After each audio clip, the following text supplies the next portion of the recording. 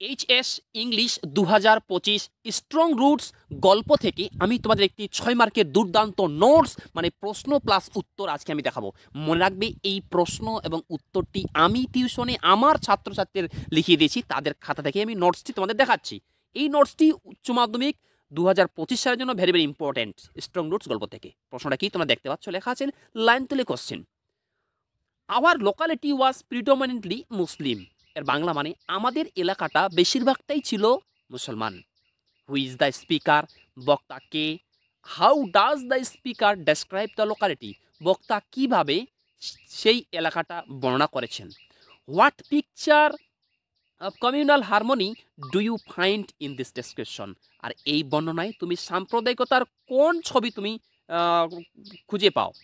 ওর অথবা প্রশ্নটা পরীক্ষা এইভাবে আসতে পারে, ডেসক্রাইব দ্য লোকালিটি মানে ওই এলাকাটা বর্ণনা করো হোয়ার যেখানে এপিজে আব্দুল কালাম লিভড, যেখানে এপিজে আব্দুল কালাম বাস করতো ইন হিজ চাইল্ডহুড, তার শৈশবকালে যেখানে বাস করতো সেই এলাকাটা বর্ণনা করো।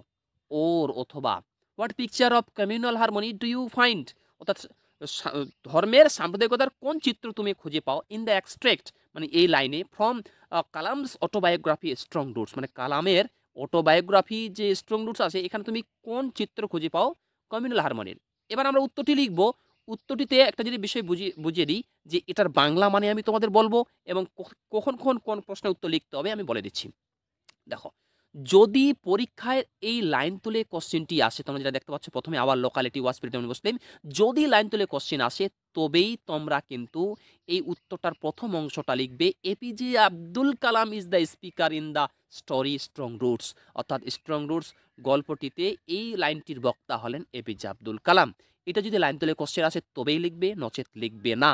ডাইরেক্ট এখান থেকে লিখবে, যে ঘর করে দেওয়া আছে এপিজে আব্দুল কালাম ডেসক্রাইবস মানে এপিজে আব্দুল কালাম বর্ণনা করেন ক্লিয়ারলি পরিষ্কারভাবে দ্য লোকালিটি ওই এলাকাটা হোয়ার হি লিভড যে এলাকাটা তিনি বাস করতেন।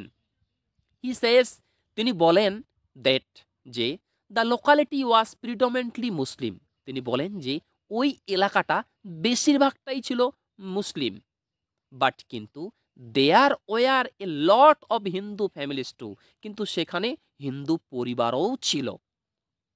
দেয়ার the Hindu and the Muslim lived with perfect harmony, সেখানে হিন্দুরা এবং মুসলমানরা একদম সঠিক সম্প্রদায়ের মধ্যে বসবাস করত, মানে একে অপরে মিলেমিশে থাকত। Full stop. In the locality আর ওই এলাকায় দেয়ার ওয়াজ এন ওল্ড মস্ক, ওই এলাকায় একটা পুরাতন মসজিদ ছিল। There was also the Shiva temple 10 minutes walk from Kalam's house, সেখানে একটা শিব মন্দির ছিল, যেই শিব মন্দিরটা কালামের বাড়ি থেকে 10 মিনিটে পায়ে হেঁটে রাস্তা ছিল। ঠিক আছে, অর্থাৎ আমরা বুঝলাম যে এখানে শিব মন্দির ছিল, ওই শিব মন্দিরটা যেতে গেলে কালামের বাড়ি থেকে শিব মন্দিরটা আমরা যেতে যাই তাহলে 10 মিনিটের পায়ে হেঁটে রাস্তা। Rameswaram was famous, very famous to pilgrims, আর রামেশ্বরম জায়গাটা তীর্থযাত্রীদের পক্ষে খুবই বিখ্যাত ছিল, ফেমাস মানে বিখ্যাত, ফর দ্য শিব টেম্পল এই শিব মন্দিরের জন্যই বিখ্যাত ছিল। তাহলে এই হয়ে গেল এই লোকালিটার বর্ণনা। এবার ওই লোকালিটিতে হিন্দুরা এবং মুসলমানরা যে একসঙ্গে বসবাস করতো ওদের যে একটা কমিউনাল হারমোনি এটা কীভাবে ফুটে উঠেছে একটু পেরা করবে, পেরা করে নোটটা লিখবে। A great picture of communal harmony we find in the autobiography.